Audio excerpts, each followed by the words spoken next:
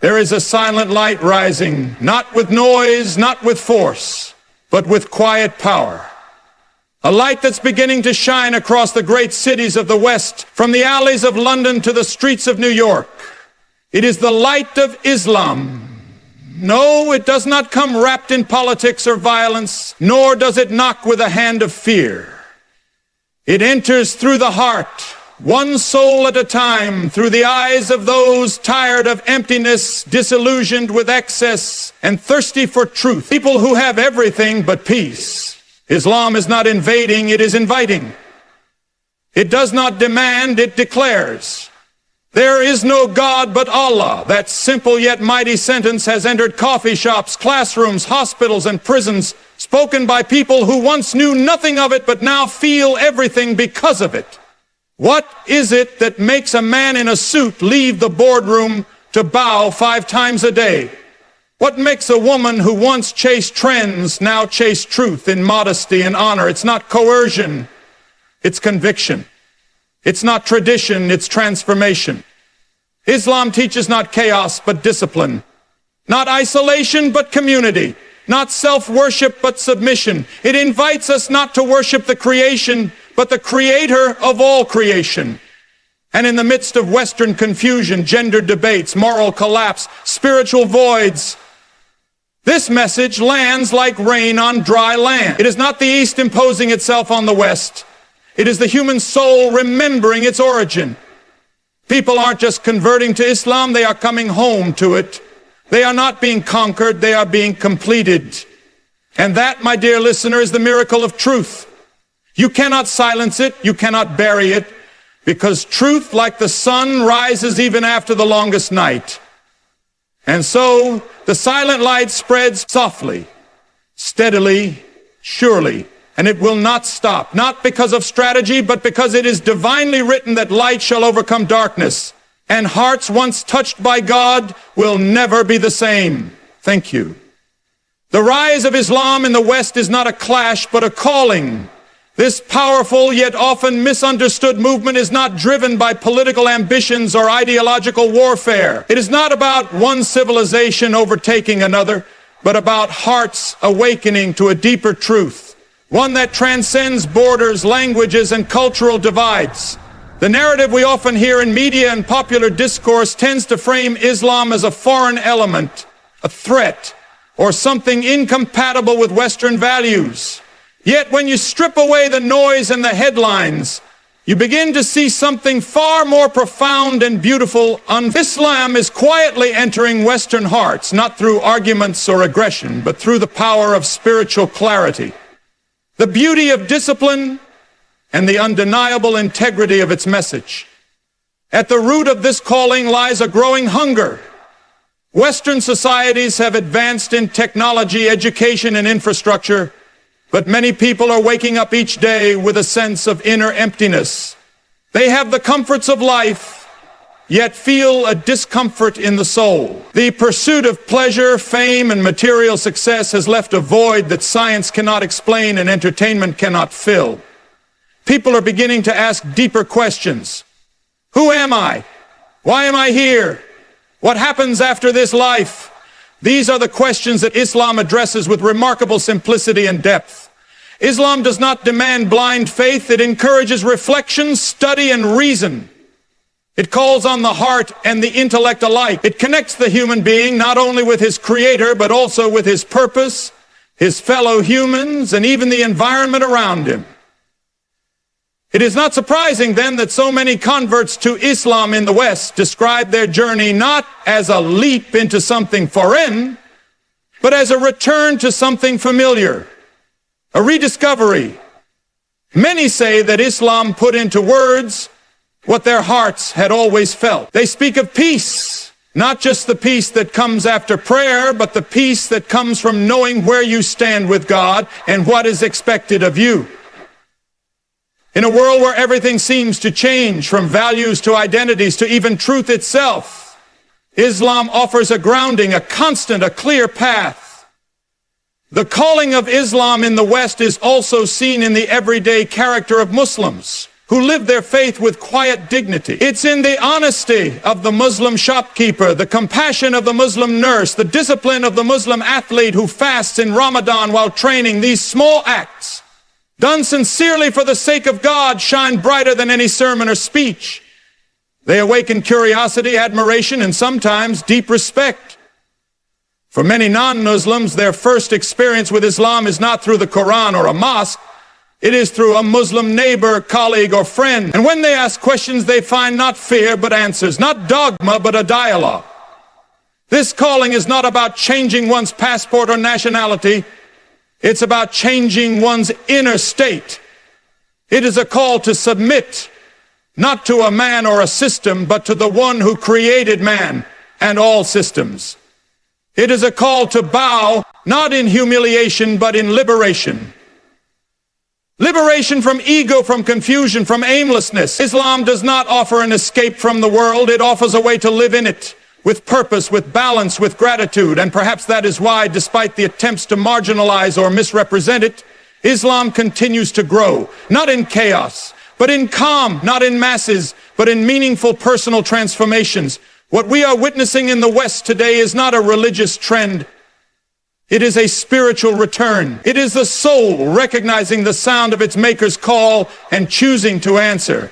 Even when it goes against societal expectations or personal comfort, this calling will continue, not because of campaigns or advertising, but because truth has a pull that no one can resist forever. And when that truth is lived with love, sincerity, and patience, it becomes not just a message, it becomes a light, a silent light, spreading across hearts, across homes, and across the very soul of the West. In an age where uncertainty fills the air and confusion clouds the mind, the quiet spread of Islam across the Western world is not a coincidence. It is a return to sacred values that many have forgotten. Modern life, especially in the West, has offered comfort, convenience, and technological progress, but it has often done so at the cost of spiritual depth and moral clarity. People have gained the world, but many feel they have lost their soul. Amidst this spiritual drought, Islam is being rediscovered, not as a foreign ideology, but as a divine reminder, a guide that leads people back to something ancient, pure, and true. Islam does not offer a new philosophy, it offers timeless truth. It is not a trend of the moment. It is a return to values that once formed the very foundation of humanity. Islam speaks directly to the heart's longing for structure, for meaning, and for balance. It is not rigid, but it is clear. It is not harsh, but it is firm. In a time when morality has become flexible, Islam presents a standard that does not bend to convenience. It calls for honesty when lies are easy, discipline when the world promotes indulgence, modesty when vanity is glorified, and devotion when distraction is everywhere. These values may seem countercultural in some Western societies, but they resonate deeply with the human soul because they reflect the divine order in which we were created. That resonance is why people from all walks of life, doctors, artists, students, former atheists, and spiritual seekers are embracing Islam. They're not running towards something exotic, they are returning to something essential. This return is visible in the simplicity and beauty of Islamic practices. The 5 daily prayers, the fast of Ramadan, the call to charity, and the striving to be a better human being. These are not rituals for ritual's sake. They are anchors in a drifting world. They provide rhythm in a chaotic life. In Islam, every act is infused with purpose. Even eating, sleeping, and speaking can become acts of worship when done with intention. This sacred way of living gives life itself a sense of depth that many in the West are desperately searching for. And so what some once viewed as restrictions, they now see as protection. What once looked like burdens, they now recognize as blessings. Moreover, Islam revives the sense of community, a bond that many people in the West feel has been lost. In the fast pace of modern life, people feel increasingly alone. Digital connections have replaced real ones. Families are broken, neighbors are strangers, and loneliness has become a silent epidemic. But walk into a mosque, especially on a Friday or during Ramadan, and you will see strangers praying shoulder to shoulder, breaking bread together, greeting one another like family. Islam does not isolate the believer. It integrates him into a living, breathing, caring community. It doesn't ask you to walk alone. It invites you to walk with your brothers and sisters in faith. That sense of belonging, of being seen and valued, is a healing balm in a world full of social and emotional isolation. In the face of all this, the growth of Islam in the West is not surprising. It is inevitable. When the human heart is exposed to truth, beauty, and consistency, it responds. The rise of Islam is not due to force or persuasion, but due to its unmatched power to restore what modern life has taken away. A sense of purpose, a moral compass, a connection to the Creator, and a community of compassion. These sacred values are not foreign to the West. They are simply forgotten. And Islam is reminding people, one heart at a time, that they can return. That it's not too late to live a life of meaning. That sacred values are not a thing of the past, but a way forward to a more complete and peaceful life. The rise of Islam in the West is not a clash, but a calling. It is not the result of conquest, political agendas, or mass movements. It is a deeply personal and spiritual journey, unfolding quietly within individuals who are searching for something real in a world that often feels artificial. This calling doesn't roar through headlines or dominate loud debates. It whispers in the hearts of those who have tried everything, tasted every freedom, explored every pleasure, and yet still feel a lingering emptiness. It is in that quiet space of the soul, when all distractions fade, that the message of Islam begins to echo. A call to return to God, to purpose, to truth. And one by one, people are responding. In the heart of bustling Western cities, where life moves at a frantic pace, there is a growing number of men and women who are stepping away from the noise to listen to this call. They are not being convinced by arguments alone. They are not being swayed by culture or tradition. They are not being pressured by community or family. Many of them are alone in their search. They open the Quran for the first time out of curiosity and end up weeping by the time they close it. Not because they've been emotionally manipulated, but because they recognize something in those verses, a clarity they've never experienced before, a connection to something higher, something that finally makes sense. They begin to pray, awkwardly at first, then with more certainty. They begin to change, not out of fear, but out of love. Not because they were told to, but because something inside them finally feels aligned. This calling is powerful because it is natural. Islam does not ask people to abandon logic, to suppress reason, or to deny their senses. In fact, it encourages questioning, reflection, and sincere seeking. It doesn't appeal only to emotion, nor does it rely solely on ritual. It appeals to the whole human being, heart, mind, body, and soul. And that is why it is resonating so strongly in the West, where people are free to question, to think, to explore. In that freedom, many are finding Islam not as a restriction, but as a guide, not as a set of rules, but as a path to real freedom. The freedom from confusion, from contradiction, from a life without meaning.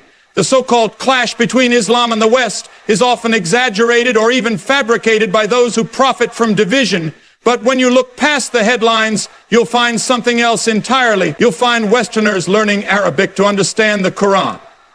You'll find youth choosing modesty over popularity, choosing prayer over parties, choosing fasting over indulgence. You'll find people from all backgrounds, black, white, Hispanic, Asian, gathering in mosques, breaking bread together, united not by race or culture, but by faith. This isn't a clash. It's a calling, and it's not erasing Western identity, it's enriching it, offering spiritual depth to a world that's often focused only on the material.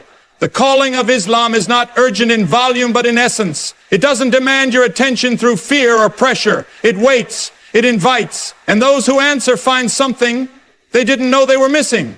A purpose to live by, a structure to grow in, a peace that doesn't come from the world, but from the Creator of the world. This calling isn't just for a select few. It is universal, timeless, and powerful enough to reach anyone, anywhere. And that's exactly what it's doing in the West today. Quietly, steadily, and with incredible grace.